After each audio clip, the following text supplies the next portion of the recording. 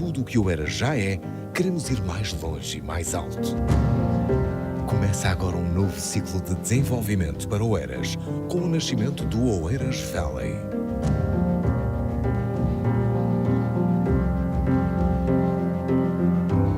Até 2026, vamos investir 400 milhões de euros na dinamização económica, educação, habitação, ambiente, mobilidade e inteligência territorial. Queremos os melhores talentos, as melhores ideias, as tecnologias mais avançadas. Queremos ser sede das maiores empresas de base tecnológica e de investigação. Estamos a internacionalizar a marca Oeiras Valley e trazer o investimento estrangeiro. Oeiras tem hoje mais de 27 mil empresas instaladas, 605 por cada quilómetro quadrado. Vão crescer mais sonhos, mais ambições, mais horizontes e novos futuros. Oeiras Valley transformou-se num marco histórico para a afirmação de Oeiras como o maior ecossistema de inovação, criatividade e tecnologia em Portugal e no mundo.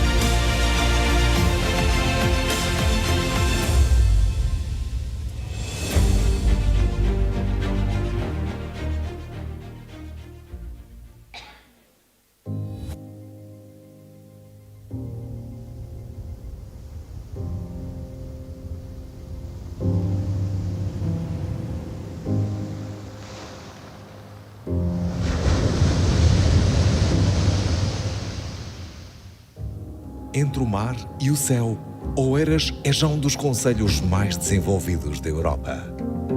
Aqui pulsam algumas das maiores e mais inovadoras empresas de Portugal. As empresas não financeiras de Oeiras representam mais de 28 mil milhões de euros de volume de negócios.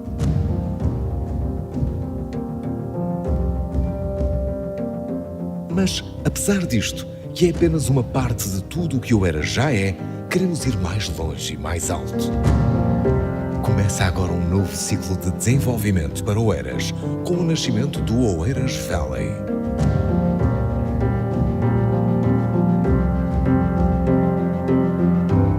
Até 2026, vamos investir 400 milhões de euros na dinamização económica, educação, habitação, ambiente, mobilidade e inteligência territorial. Queremos os melhores talentos, as melhores ideias, as tecnologias mais avançadas. Queremos ser sede das maiores empresas de base tecnológica e de investigação. Estamos a internacionalizar a marca Oeiras Valley e trazer o investimento estrangeiro.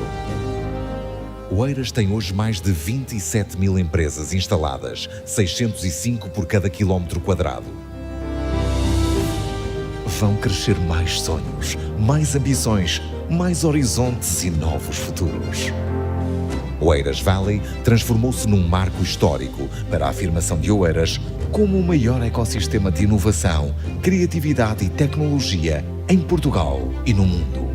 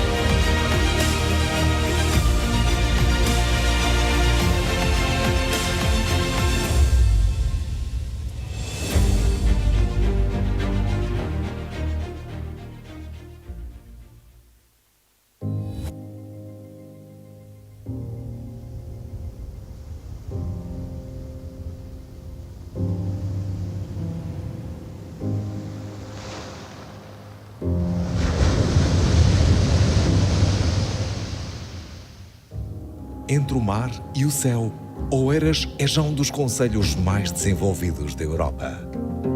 Aqui pulsam algumas das maiores e mais inovadoras empresas de Portugal. As empresas não financeiras de Oeiras representam mais de 28 mil milhões de euros de volume de negócios.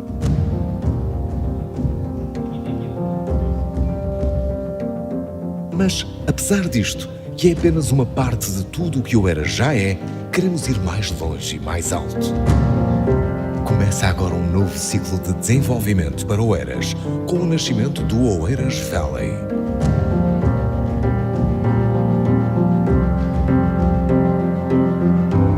Até 2026, vamos investir 400 milhões de euros na dinamização económica, educação, habitação, ambiente, mobilidade e inteligência territorial.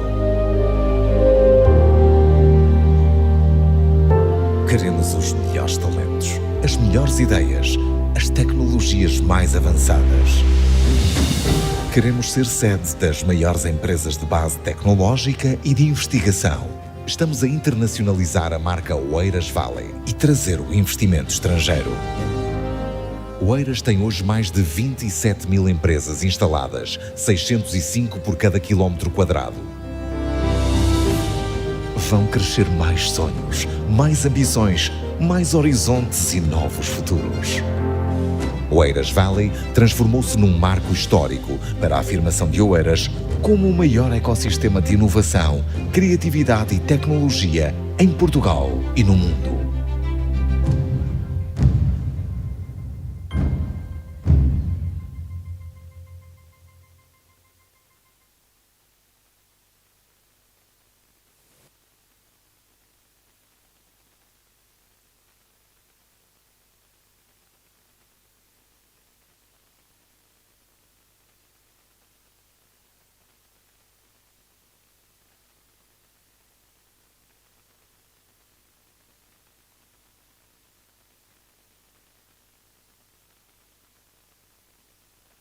Boa tarde a todos, bem-vindos ao Oeiras Valley Science Festival. Vamos dar início a esta sessão de abertura da primeira edição do festival, com a intervenção do Sr. Vice-Presidente Francisco Rocha Gonçalves, da Câmara Municipal de Oeiras.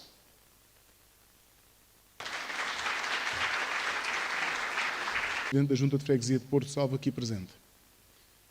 Prometi ser breve, permitam-me dar 2 ou 3 notas. Em primeiro lugar, que neste contexto, de certa forma, fazer um festival de ciência, estamos a bulinar. Estaremos no passado e hoje é muito mais claro do que nesse mesmo passado. Quando nós chegamos à Ásia, a China controlava que apliquem esse saber, e isto é uma dimensão importantíssima da ciência e pela qual todos os cientistas devem estar convocados, nos mais jovens seja colocada a semente do saber e a semente de querer aprender mais, querer estudar, querer descobrir. A criatividade e a curiosidade são o melhor do espírito humano. Não vos tomo mais tempo, prometi ser breve, espero ter sido tão breve quanto tinha prometido. Obrigado a todos, muito obrigado pela vossa presença e por me aturarem. Boa tarde.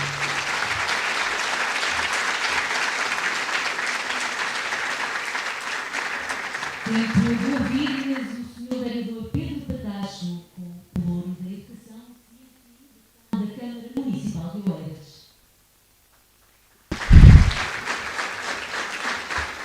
Muito boa tarde a todos. Eu, permita-me, Sr. Vice-Presidente, fazer meus também os seus cumprimentos protocolares e, em meu nome pessoal também, entregar-vos a todos um caloroso e muito apertado abraço, cheio de alegria por estarmos aqui juntos a celebrar a ciência neste Oeiras Valley Science Festival.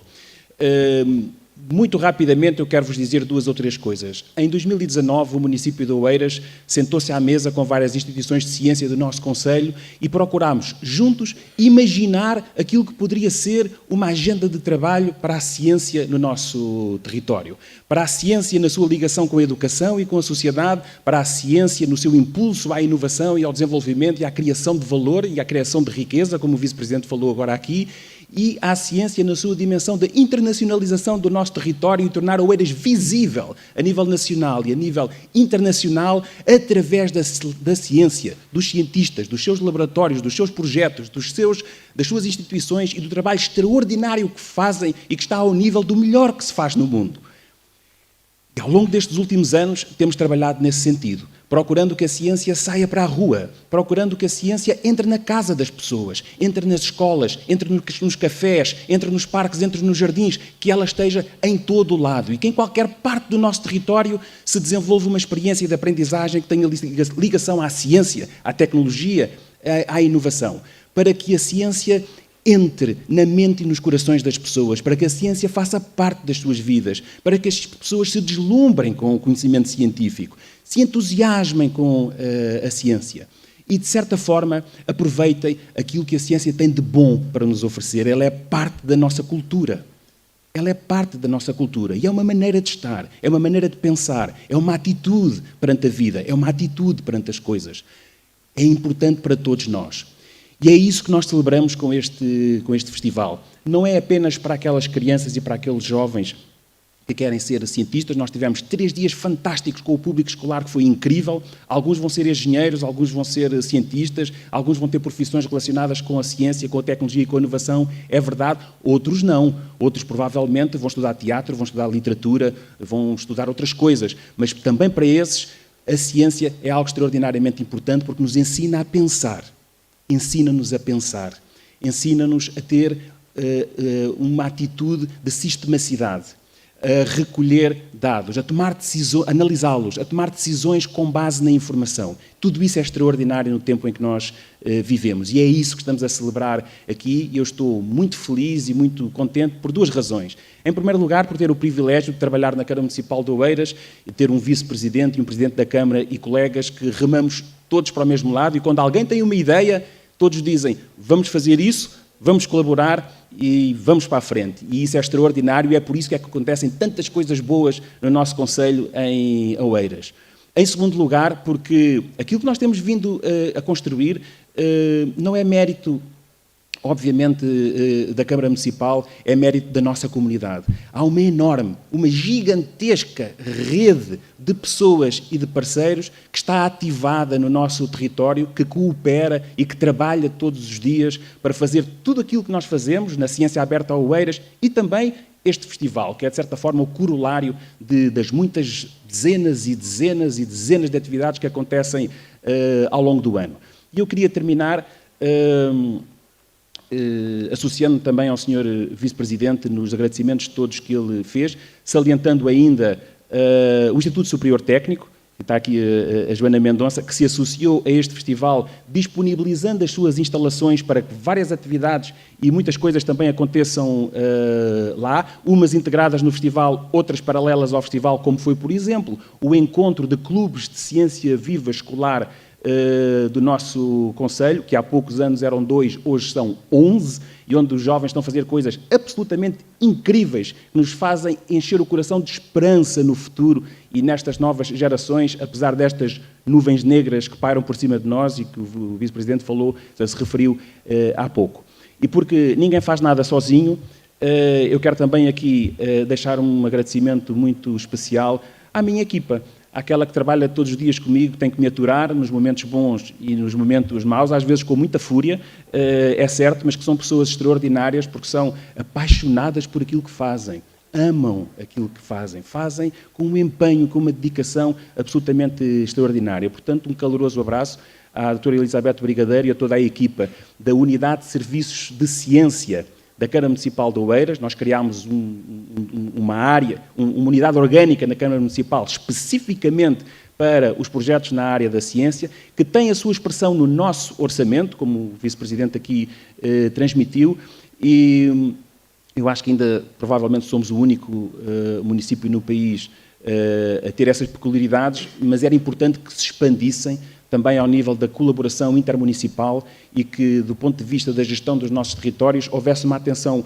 cada vez mais significativa ao papel que os municípios podem ter na colaboração com as instituições de ensino superior e de ciência que estão no seu território e o que juntos podem conseguir concretizar para impregnar o conhecimento científico, a atitude, a maneira de pensar inerente à ciência nas vidas das pessoas, de todas as pessoas, em todos os lugares e de todas as maneiras. É isso que nós procuramos fazer aqui em Oeiras, cheios de vontade, cheios de energia e cheios de alegria e em colaboração, que é a melhor ferramenta de que nós dispomos num país tão pequenino e economicamente tão insignificante. Somos pequenos demais para não deitarmos mão da colaboração que podemos construir uns com os outros, para fazermos mais, melhor e ir mais longe. Obrigado a todos.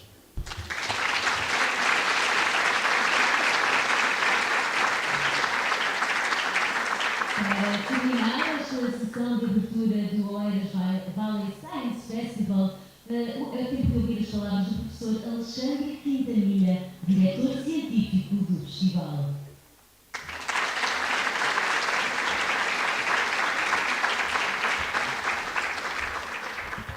Muito boa tarde a todos, sejam todos muito bem-vindos.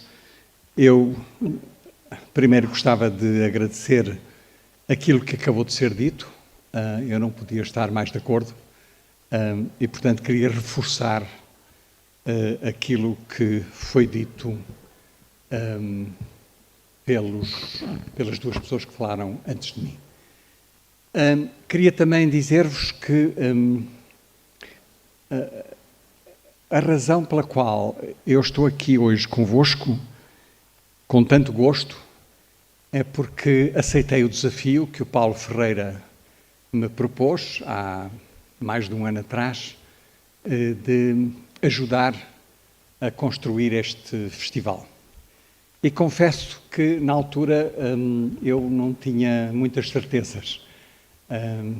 Eu tinha dúvidas sobre se éramos capazes de fazer aquilo que essencialmente era necessário fazer em relação a esta área, a área da inteligência artificial, que é uma área sobre a qual há notícias quase todos os dias, na televisão, na rádio, Este livro em particular, o livro de Frederick Sjoberg, edição Ziggurat, que obteve um enorme sucesso internacional, já foi publicado em inúmeros países, in a certain way, but it's also a celebration of scientific curiosity, eccentric obsessions, collecting, and the gentle art of paying attention to what most people forget or ignore.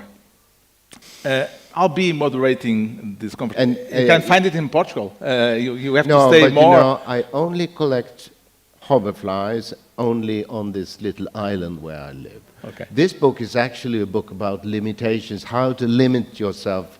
English-speaking people looking at me, so every mistake I make will be signaled. So I'm sorry in advance.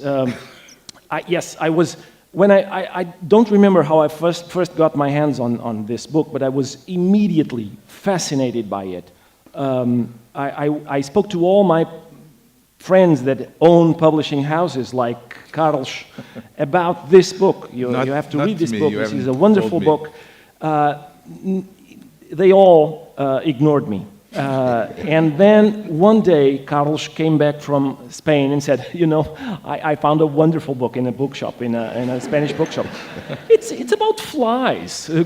Go figure. And I said, well, are you kidding? That's the book I've been telling you about for years.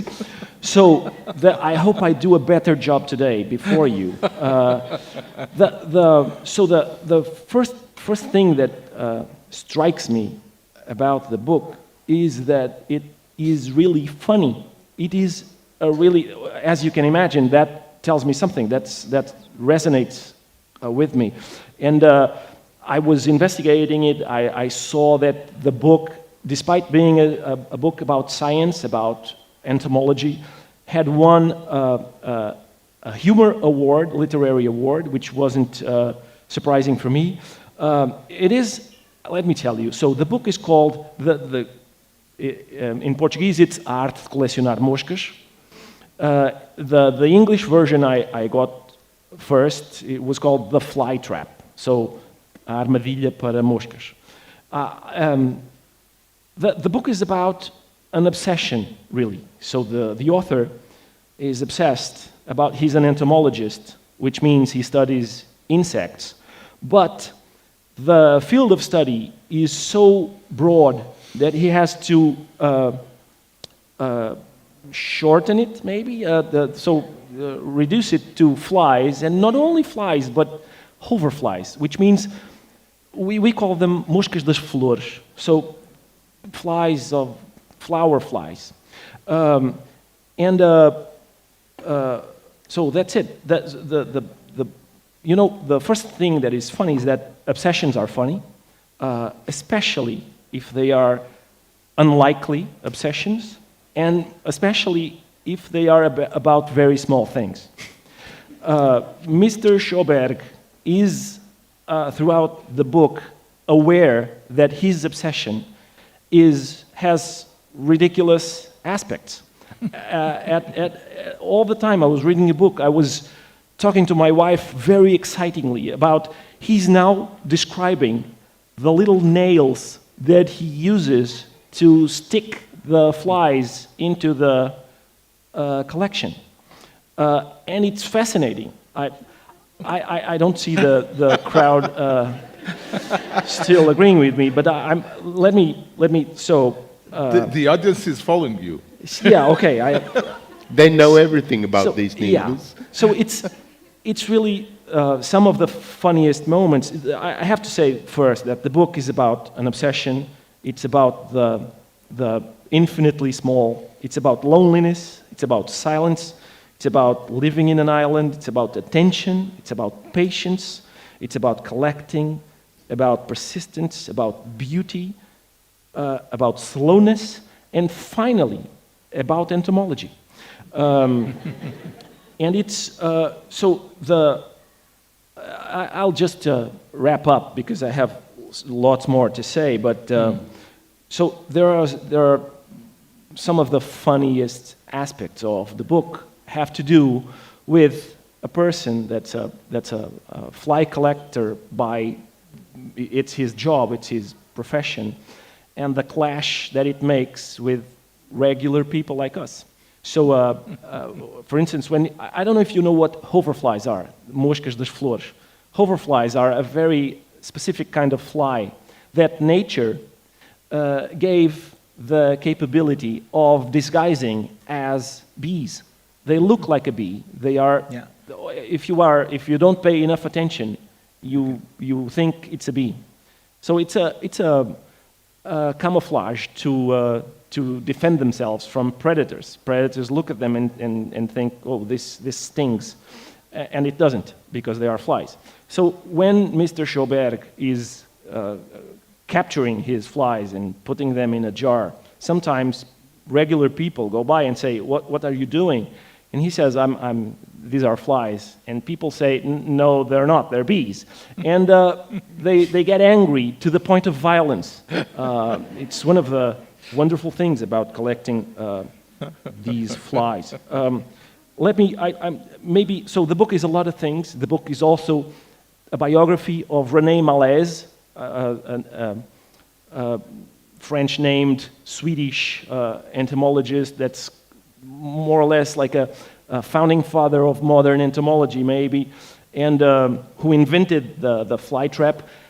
As we don't know, as we go into the book, that first we are very interested in flies, and that we are very interested in the biography of René Malaise. We have no idea before reading the book, but we are. Let me just end with an example of what I mean by this is a wonderfully funny book. So it's in the second chapter, and then we'll speak more. It's in the second chapter when Mr. Sjoberg is telling us about a Finnish scientist named Olavi Sotavalta. He says, in particular, he occupied himself with the biting midges. Biting midges, we say in Portuguese, mosquito pólvora. So the what he studied was mosquito pólvora, whose interest included an investigation of insect wing frequencies. In particular, he occupied himself with biting midges, which managed to reach an astonishing frequency of 1,046 wing beats per second. Sophisticated instruments in his laboratory allowed him to measure exactly and unambiguously, but just as important for Sotavolta's research was his wonderful musicality and the fact that he had perfect pitch. So he had a ouvido absoluto, I think that's what we call it in Portuguese. He could determine the frequency in which the mosquitoes beat their wings, simply by listening to the hum. And the foundation of his renown was laid when, in a famous experiment, he managed to trim the wings of a midge in order to increase the frequency beyond the limits of what seemed possible. He warmed up the midge's tiny body several degrees above normal and cut its wings with a scalpel to minimize air resistance, whereupon the little beast achieved no less than 2,218 wing beats per second. It was during the war. You see that effect? That's wonderful. The fact that he ends this paragraph with, "It was during the war," makes us immediately imagine a guy that, while the world is coming to an end with bombs and stuff and the Nazi threat, he says, "Yeah, but I'm going to, I want to see if this little beast can fly with..." Okay, thank you.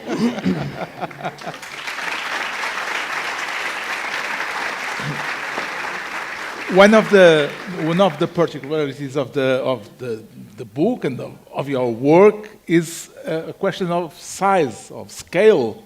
That these tiny creatures, we don't pay attention. No.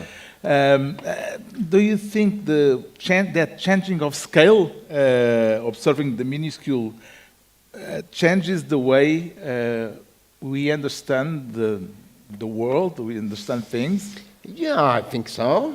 For me, I've studied insects since I was a little boy as a hobby. What drove you to insects? Not even my mother could say. I started when I was maybe 5 years old, and some genetic shit, I think. I was an insect kind of boy, and I learned all the names. So for me, knowing all the names of the insects, flies and butterflies and beetles is like a language. So I can read the landscape. So of course. Swedish is my first language, English is my third language, but the biodiversity is my second language. And I can read every language, at least where I come from, I can read the landscape as others can read books in French. So of course, knowing all those tiny stuff around us changes the way we perceive the world, I think. Mm-hmm. And then there's humor, and Ricardo gave us an example. Is it natural? No, it's also genetic. On you? I was a very small guy. I had a very odd hobby. It was, as all entomologists know, I realized that very early. It's completely impossible to make an impression on girls with dead insects. So I had to make them laugh, I think. And then also when I wanted to be a writer, like a rock star cruising the world like this, talking to people like you, then I realized that what I knew about no one was interested in. For example, flies. I mean, it's a dozen people in Sweden interested. And then I had to start to tell stories about other things and make people laugh. And I always want my readers to smile and then think, but in that order. And I never write anything for interested readers. I always picture a completely uninterested reader. It comes natural when you deal with flies, I would say. So I realize that people have fun when they read my books, and it's mostly a good thing. Not always, but I think so. Ricardo works with jokes Yes, but and first- humor, and Frederick works with insects, and both are in a certain way, in a certain moment, and undervalued as tiny little things that we don't pay much attention. Only pay attention for the moment when They a are fly. happy. So you mean I was a joke is like a fly? I was trying to figure out if they are undervalued for the yes, same I see. reasons. Yeah, I follow you. I think it's correct. But on the other hand, life is also a joke, isn't it? So it's studying this kind of tiny things is a way of to stand with it. Because life is, as they sing, life is a piece of shit when you look at it. yeah, Monty Python. In Life of Brian. Yeah. So I think it's Also, flies are sometimes frequently annoying. Of So course, yeah, jokes. Of course. Yes. And Ricardo can talk a little bit about Yeah, about that. Yes, because so my passion for this book came from several things. The first one is the enthusiasm with which Mr. Sjoberg talks about his job, his profession. As he said, when you talk about flies, you have to seduce your audience because no one is interested in flies, and he does it wonderfully. Let me just to give you a small taste of it. The book starts with Mr. Sjoberg working in a theater. There was a play, and he had a difficult job among others. But I don't know if you have seen the movie Fargo by the Coen brothers. There's one of the assassins, the psychopathic assassins, is a Swedish actor. And that Swedish actor was acting in that play. And he had to urinate on the stage. They started to work out a machine with which he could pretend to be urinating. But when the machine was done, they saw that it wouldn't work because of the mise en scène. And so he said, "Don't worry, I'll urinate on stage every night." And Mr. Sjoberg's job was, among others, to mop the urine from the stage every night. So he concludes the first chapter, saying, "So the study of flies was actually a step up in my life. It was a promotion." The other way that the book seduced me was because of a suspicion that I have had for a long time, that comedians and flies share a lot of characteristics. There's an old story about Charlie Chaplin. He was doing a movie, and there was a fly very annoyingly disturbing, and so he stopped everything and was trying to catch the fly. And at some point, he notices the fly is right in front of him, and he has the fly in sight and a newspaper ready to strike, and then he doesn't do anything. And people said, "Why didn't you kill the fly?" And he said, "It was another fly." It was a different fly. And so what I think is that, well, he didn't do it just because out of a joke. He did it for professional solidarity. Respect. Because, respect. Yeah. Because comedians and flies are the same. You see, let me see if I can. There's a, what is a fly? Really, there's a poem by Ogden Nash that says, God in his wisdom made the fly and forgot to tell us why. We don't understand it, right? We don't understand flies or the reason for their existence. They are useless. They are not admirable like bees and ants who are workers. They are annoying. They are gluttons. Is there a word? Yeah. So gluttons. Thank you, Richard. And they are annoying. They say that they have an insatiable sexual appetite. They are dirty. They are obsessed not only with excrement but with any dead matter. It's associated with death and the devil. You know, etymologically, it seems that the word Beelzebub comes from the Hebrew Lord of the Flies. And still, God gave it a very sophisticated defense system that makes it almost impossible to kill. Who do you think God loves more? Me, that can't escape a punch coming from in front of me, or a fly that can see everywhere, and it's obvious that who God loves more. But one other thing, we give the fly the exact same treatment we give the worst criminals. We electrocute them. So in every restaurant there is like a purple lamp that fries flies, and we have like tennis rackets that are electrified also to fry them. So it's we consider them really, really bad, and yet the fly is inoffensive.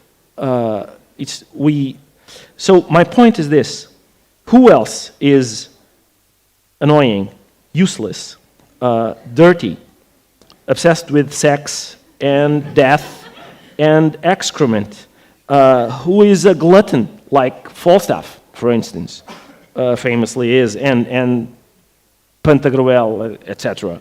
And who has some kind of invulnerability that is given to us by that wonderful shield that the sense of humor is?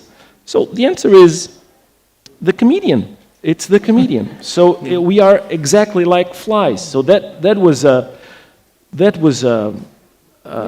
wonderful for me to discover by reading your book. Yeah, that's only, it's new for me. I never pictured the flies as jokes or comedians, but of course, since those hoverflies, they are trying to look like wasps and bees and bumblebees, as you said. They always try to seduce someone, and maybe also that's what comedians do. Yeah. So they are very seductive, and they they pretend to be someone else, as most of us do once in a while. So that's also part of my identification with those. I mean, I could have collected some other kind of insects. Now it happened to be hoverflies, and yeah, the rest is history. No one thought this book was possible to sell in more than a couple of hundred copies. So, and no one really. Now I'm happy to hear that you really tried to explain the success. Nice try, but I haven't yet heard any really good explanation on why this about the thing with the book, because no one can actually say what it's about. It has been called anything except children's book. Yeah, okay. When it first was published, 2004 in Swedish, it was called Popular Science. I had written popular science books before, and then some other critics said, no, it's a biography, it's about this René Malaise. Yeah. And a third one said, no, it's an autobiography, the writer only talks about himself. It's a memoir. Yeah, it's a memoir. Yeah. When it was published in Germany, it was called a novel. Yeah, fine. Then in Sweden, they had started to call it an essay, which is very fine. In English, they call it creative nonfiction. It was placed for 2 years on the top list in Sweden for poetry. And in the libraries, it's in the shelf for entomology. Spineless animals. So, what is it? For me, it's a memoir. It's mainly about myself. It's about a young man moving to an island, starting collecting flies to breathe some air of his own and to get some space around him, to forget everything that is annoying. Because it's about hunting, you know. You can't run after, they are very fast. You can't run after them, so you have to wait for them, where it's sunny and flowers and so on. So you just stand there for hours. And it's very thrilling, because you know some very rare species that one day might show up. You can wait for years, and you forget everything, except including yourself. So when you come back after a hunting session, you are like a new person. No, not really, but it's very relaxing. And I think it's. I often said it's like drinking alcohol, but it's cheaper, and and the side effects are better, because you forget everything, and it's I give the advice to all my friends that are depressed or whatever, have psychic diagnosis and all that shit, that they should start to collect insects, because it's the same effect as eating those pills. Believe me, you should try it, because you have the diagnosis of half of you. And collecting. I have written essays about the psychopathology of collecting, because normally people say that the collectors are crazy, but it's the opposite. We are the one who can stand life without going crazy, because we collect flies. How many flies do you have in your collection? Well, there are around 210 species and thousands of specimens. And as I said, they're only from this tiny island. And they are on display in my house on the island. The reason why is back in 2009, they were exhibited at the Biennale in Venice as a piece of art. You know, the art world is crazy, and some of those curators, they spotted my fly collecting and said, well, this is a piece of art. So no artist ever have had so many signed pieces of art in Venice, because on every pin there is a small label with my name on it. So, but unfortunately, no one bought it. You wouldn't sell it. Yeah, of course I would, because when they decided to exhibit my thousands of hoverflies from my island in Venice, they called from Venice and said, "Well, what is the insurance value?" Insurance value? I've never heard about anyone taking an insurance on fly collections, but I called a friend in an art museum in Stockholm and asked him, and he said, well, say 200,000 euro. Okay, and they were perfectly all right with that in Venice. And then I hope that the the truck transporting it would explode in autobahn, or they might show up some very rich Japanese art collectors buying it. But it didn't happen, so it's still on sale if anyone has too much money. And all the specimens are different? One from... Yes, one fly on one little needle. I use needles from Czechia. Those are they're Austrian and Czech. The Czech, they make those needles in Prague. Wonderful needles. So it's one specimen on one needle. But you know, some of those species you can recognize them on distance, but there are some genuses, they're very close, the species are so close, so you have to look at them under your microscope. And then you collect hundreds of specimens. And one day there is a new species. When we were talking backstage, you were saying the book is also about setting limits. Yeah, that was actually my idea from the beginning, Yeah. to write about limits and limitations. Yeah. Because I live on an island, I'm this island kind of guy. I love islands because they are limited. For me, the world is too big. And I know many entomologists, for example, those men collecting butterflies. And they try to find all the species in Sweden. Sweden is a big country. And they are cruising around in you know, those rusty Volkswagen vans all over the country every summer, looking for the last few species they don't have. Their wives have left them since long, and they are, you know, nerdy. And for me, that wasn't an option. I wanted to collect, of course, I needed to collect insects, but I choose a small family of flies, hoverflies, with some 300-400 species in Sweden, and this island where I lived. I don't collect insects on the mainland. So it's about limitations. And that setting limits is a way of making the world more bearable. Bearable is the word for it, yes. And also understandable.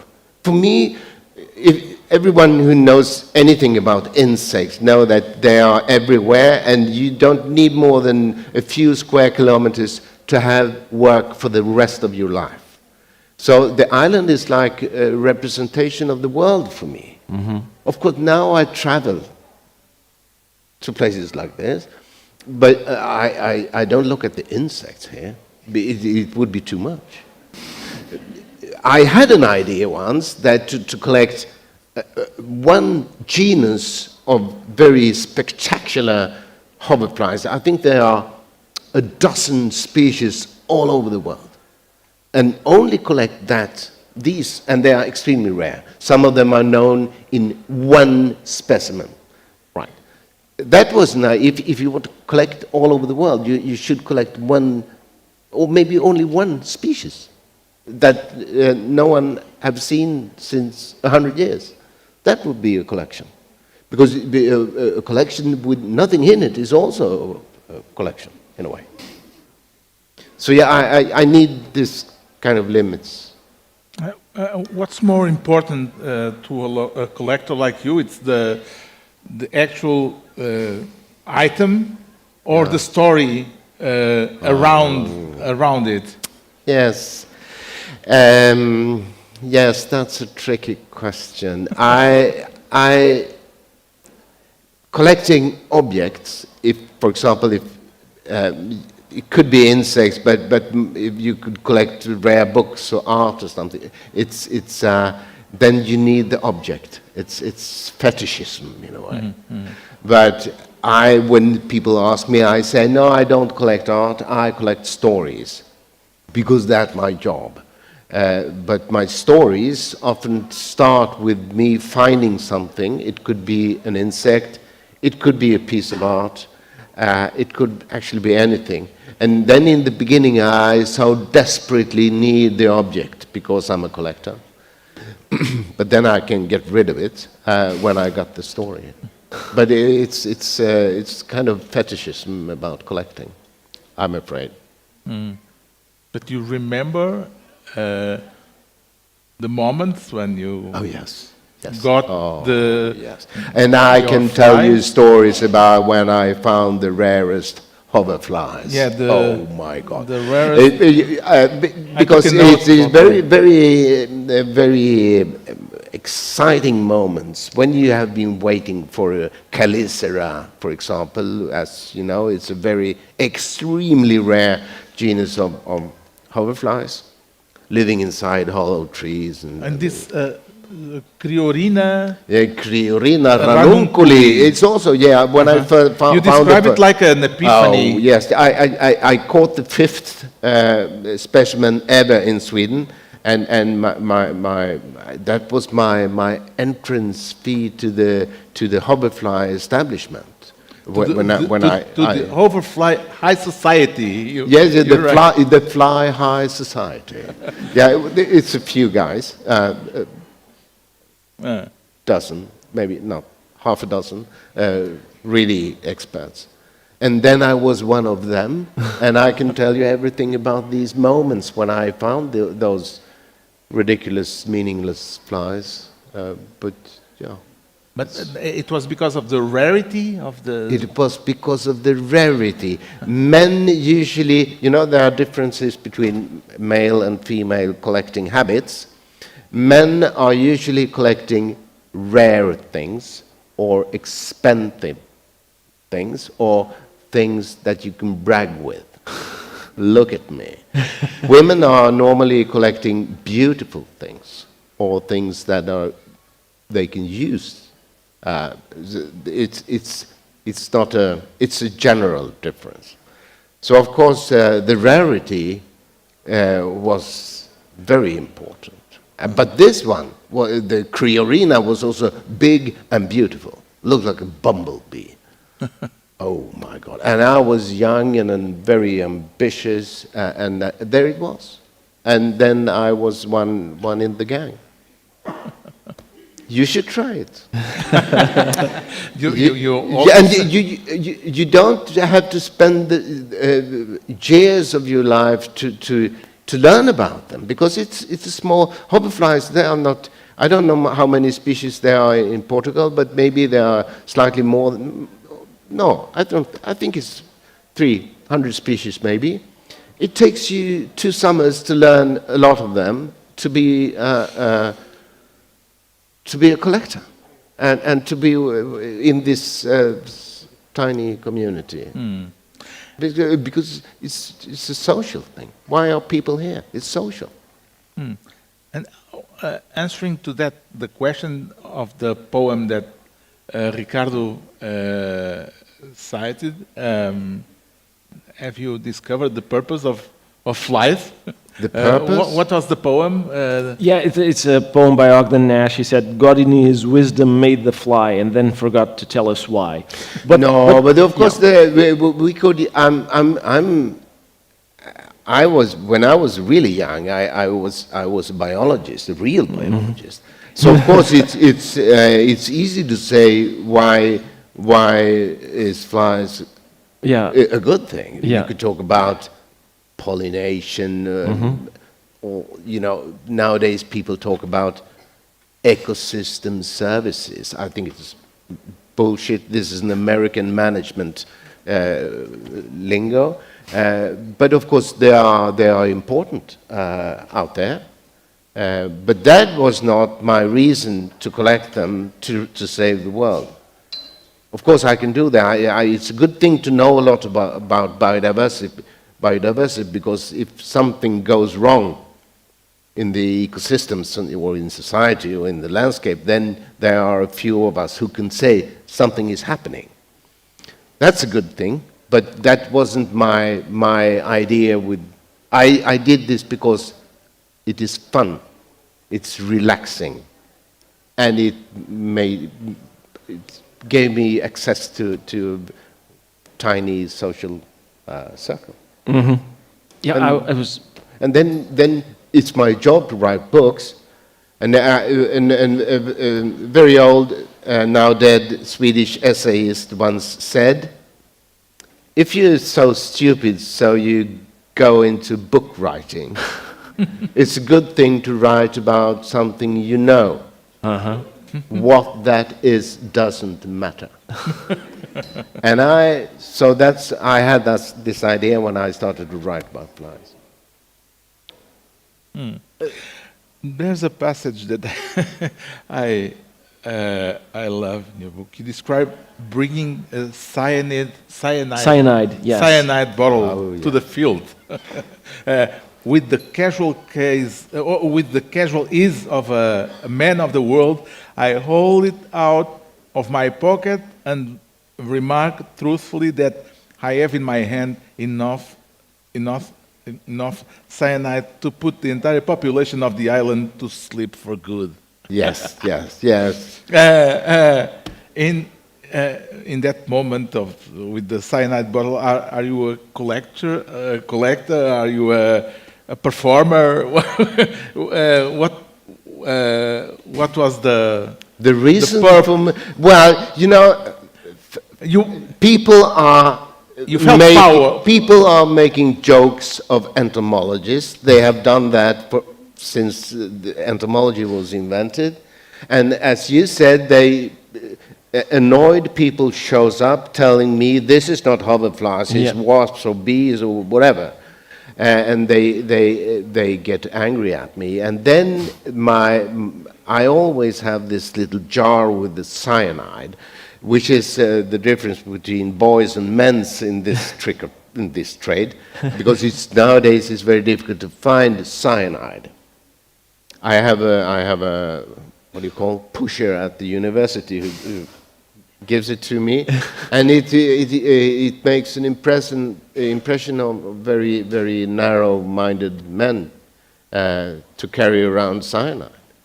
So it's just to shut them up.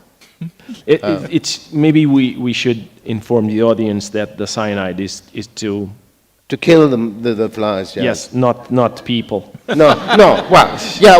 But that's why the line is both serious, deadly serious, and incredibly funny. Yeah. Because you imagine to use it in a bad way. Yeah. I was take revenge. I was telling you backstage, Mr. Sjoberg, that I was, having read your books, I was expecting you to be nerdier. You are much cooler than I thought. You don't wear glasses and you don't look like a virgin. So I was. That's what I was expecting, but that was a disappointment. Yeah, well, I'm happy to hear that. But do you have met many entomologists? No, I haven't. That was my. They are a bit odd, I could say, and they are mostly men. We don't have dance. We don't dance after the meetings and stuff. So they are a bit odd, but I like them. And I didn't know that, for instance. So your book, as you said, is a lot of things. Has been considered a lot of things. It's poetry in one place. Yeah. It's a memoir in another. It's popular science in another. And it is like I think there was a critic in America said it's unclassifiable. I don't know where to shelve it. Yeah. But it is also a biography of René Malès. Oh yes. And it's it's very surprisingly because he's an entomologist and the inventor of the fly trap. It's amazingly it's a life of adventure. As most people's lives are. Well, you could find almost anything. All these guys sitting here, they have so many secrets, and they have lived such adventurous lives. That's I've learned over the years that if you go into one person, you could find anything. Mm-hmm. Now, of course, scientists are better. because there is something wrong with them. They have often extreme fantasy, and they are adventurous, they are bold, they travel to René Malaise, for example. He lived in Kamchatka for years, collecting wasps. Yeah. And then he went to Burma in the 30s with this new trap, and they are still in the Natural History Museum of Stockholm. They are still sitting sorting the catch after almost 100 years. He collected millions of insects in the jungles of Burma, and then just went home with it and said, "Fix it." So I like scientists and artists as heroes in my books, because. And he was, back in those days also, it was easier to be crazy in the academic world than it is today. I'm not sure that he would have found a place for him at the museums or institutions today, because there are not that much space for the dropouts, unfortunately. And there are quite a few dropouts among the entomologists, has always been, for some reason.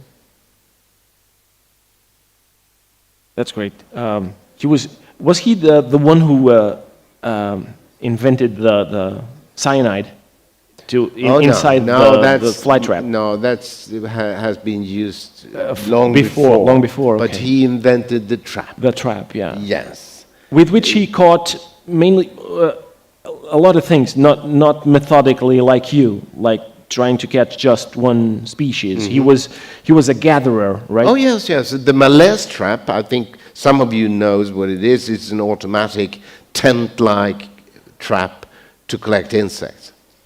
And he invented that on Kamchatka because they lived in a tent, and there were lots of insects in the tent, as it always is.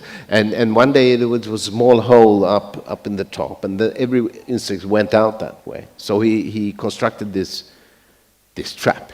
Because he noticed that they would gather They there. go up towards the light, and then you put a jar with poison there, or alcohol or something.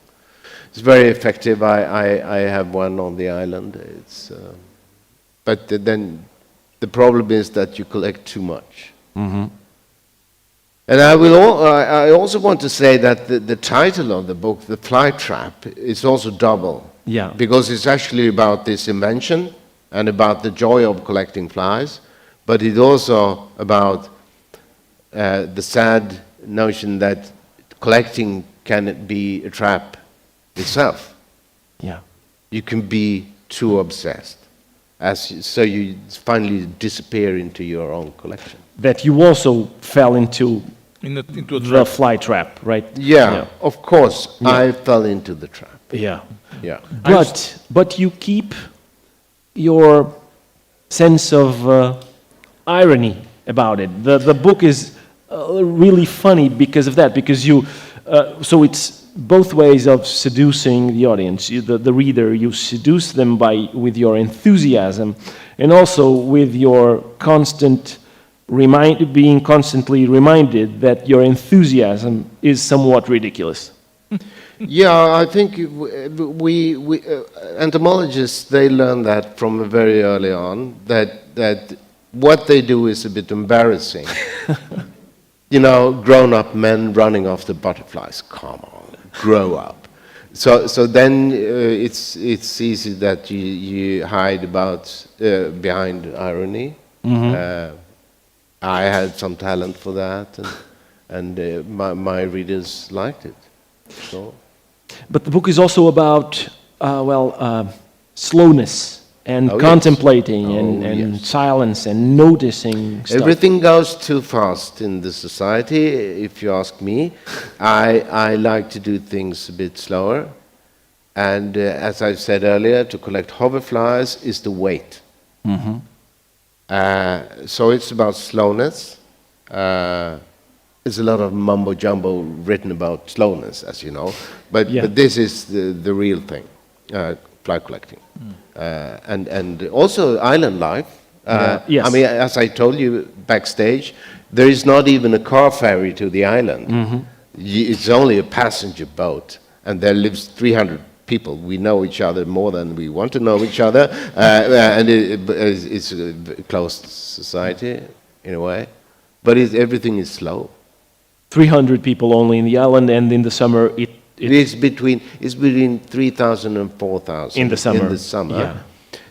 The population density is identical with the population density of Sweden. And I think also it's the same population density in Portugal, a little bit more than 100 people per square kilometer. And in the summer, the population density of the island is between India and China. But it's still, I mean, 3,000-4,000 people on 15 square kilometers. You could squeeze in 1 million if you built like Manhattan. Yeah. Let's ask the audience if there is a question or someone that wants to participate in This lady. any way. There's a microphone somewhere if someone wants to We have a question tell something. in on Okay, the microphone, the please. girls on the front line. Thank you. Hello. Sorry. Hello, thank you. It was very interesting. I was wondering what made you choose that particular species of fly and not any other fly or any other insect? Well, it was a coincidence. I didn't want to collect butterflies. I did that when I was a little boy. I didn't want to collect beetles because there are too many species. I didn't want to collect dragonflies because there were too few, only 50 species. It wasn't enough.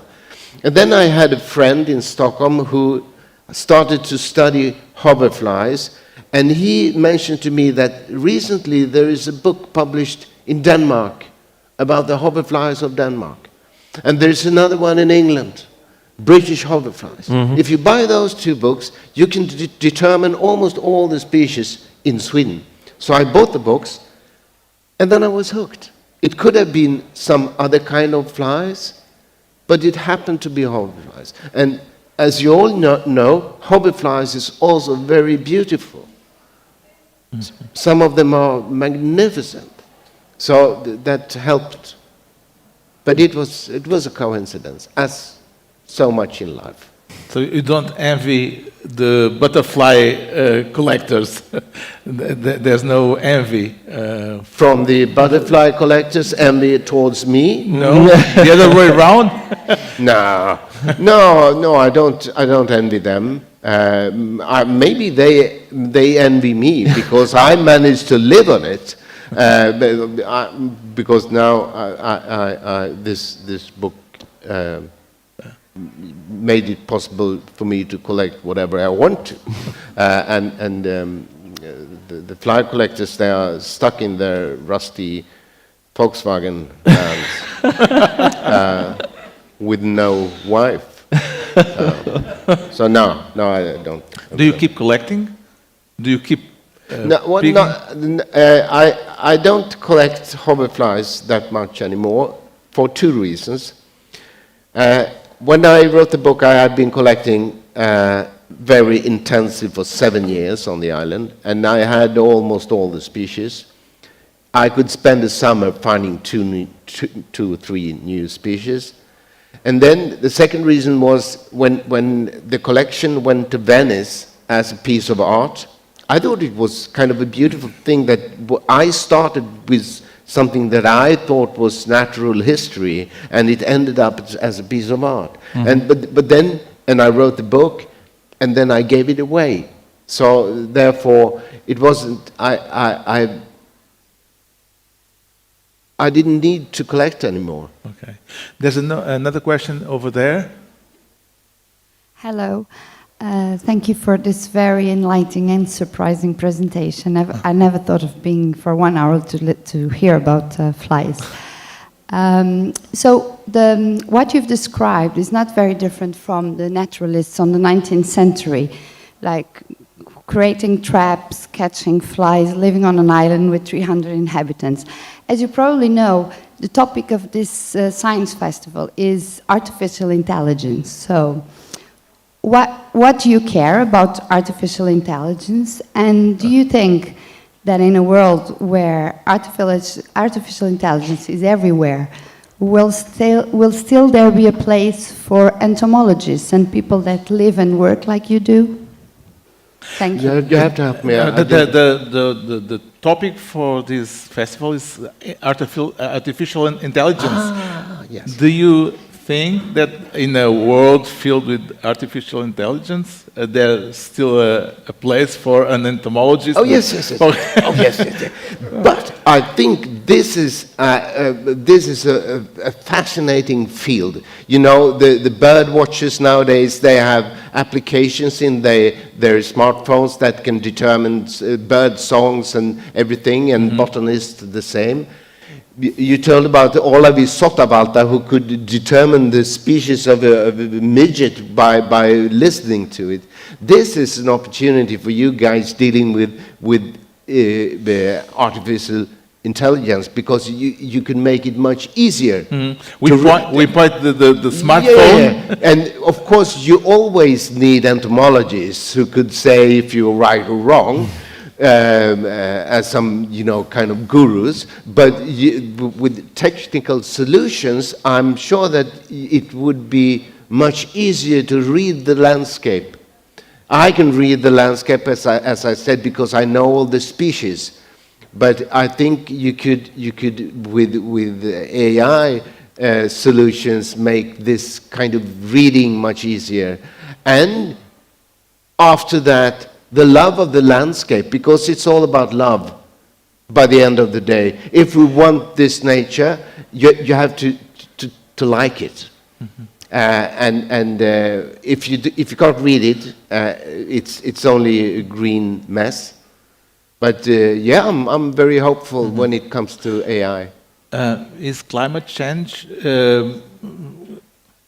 another one? Hey, you surprised me again. I thought you were going to say I couldn't care less. So No. The climate change is having an impact on your overflies, or? Oh yes, of course. The climate change is, of course, affecting the distribution of species. I've written about that a lot, not that very much in the Fly Trap, but in the second book, I mean, this is a trilogy, actually. In the second book, The Art of Flight, I went to the US to write about an artist, a Swedish artist who became the painter of the national parks.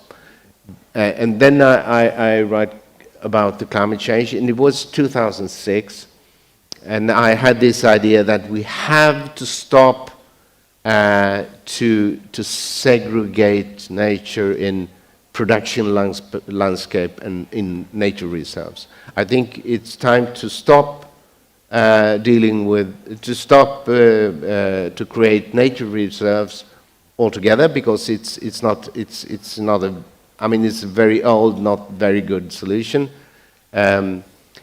So, of course, if whatever you study in nature, you have to take the climate change is affecting everything. This is actually, it's another discussion. My view of climate change that we might not talk about today. It's a long story. I could say that much, that I'm not that afraid that most people are. I'm very optimistic as a person, but also when it comes to how to prevent, to preserve the biodiversity on the planet. I'm not that desperate as many others are. Maybe Okay. it's We would to start another conversation Yeah, about it, yeah. but our time's up. And thank you very much, Frederick Schoberg. Obrigado, Ricardo Araújo Pereira. Obrigado a todos vocês. Recordo, o livro está ali à venda, chama-se A Arte de Colecionar Moscas e, como disse o Ricardo Araújo Pereira, de facto um livro surpreendente, é o mínimo que se pode dizer. Muito obrigado por terem vindo. Obrigado.